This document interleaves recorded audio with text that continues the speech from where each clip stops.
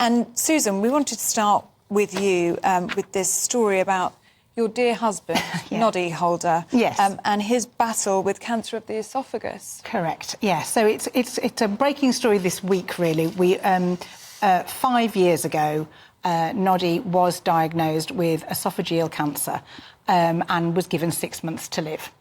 Which, as you can imagine, was terrifying and horrifying. But the good news is we're 5 years later, and he's had a form of chemotherapy that was very targeted, very intense. When he was given it 5 years ago, they told him that it was something that they hadn't really given to anybody his age. He was 72 when he was diagnosed and when they gave it to him.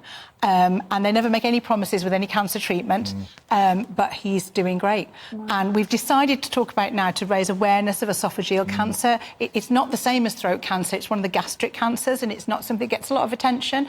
And we also want to help the Christie with the work they're doing into the amazing treatment that they have. As a lifelong, fan of Noddy, I mean, first of all, God bless him. Yeah. The nation, I'm sure, is sending that. I know we've shocked some people, and it's not what we meant to do, and we don't want to upset anybody. And and also we're very aware that a lot of people are going through all sorts of different things and all sorts of different illnesses, and we don't have the magic answer, but we can say to people, even with a devastating diagnosis like that, there is always hope. You never know. They're bringing on treatments all the time, and this treatment that he had has kept him healthy now for, the last 4.5 years. And how are you, and how is Noddy? And especially now that you're sharing the story so openly after so long. It's harder than I thought to talk about, actually. Of course it is. I kind of thought, oh, this far on, and he's been well for so long. Now, Dolly. And I know. And you are. You're looking well and now. It's a difficult one because it takes you back there. And one of the reasons we kept it private was that Noddy wanted to deal with it in his own way, which was to kind of focus and to concentrate. He's done it all with good humour. He's the kind of same naughty, mischievous person he's always been, and he's been through it all like that all the way. But telling other people is one of the hardest things because you see the pain you're causing other people and the worry, and we didn't want to do that, and we don't want to do that now, obviously. He's got a load, and we've had amazing messages, lots of wonderful, wonderful supportive messages. But yeah, so that's why we're kind of doing it now. But we won't kind of, we don't want to keep on talking about it forever. We want to be able to do the work we want to do with the Christie Hospital and raise some kind of funds for the gastric cancer research fund and things like that.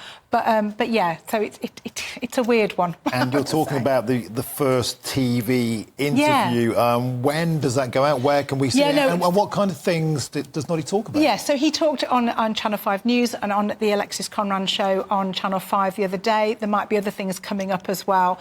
So he talked about how he kind of faced it, really, and he very honestly, and I was there, so I know it's true, he took that diagnosis on the chin and just went, I've had a great life, I've had a great time. He was worried about me, he was worried about his 3 children, his 2 grandchildren.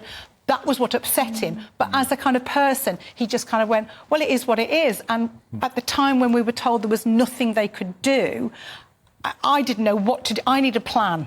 I need to have something that I'm kind of working to. Even if they can't give you any particular guarantees or hope, everyone knows you just need something to be focusing on. He just kind of went, well, it is what it is, but that we were obviously thrown this lifeline. Oh, Suzan, honestly, thank you so much for sharing your story with us. I know it's really difficult. You've been through a lot in the past 5 years, but we're sending all of our love to both of you. Thank you so much. And it's incredible that you are now using this experience, this painful experience that you had over the last 5 years to raise awareness. I think it's absolutely fantastic. Anybody in the public eye who can talk about these things, and as Suzan said, we've been discussing it, had been getting on fabulously in the green room, but talking about that, because it really just helps others out there. And it is that message of hope, because it's devastating. It is a message of hope,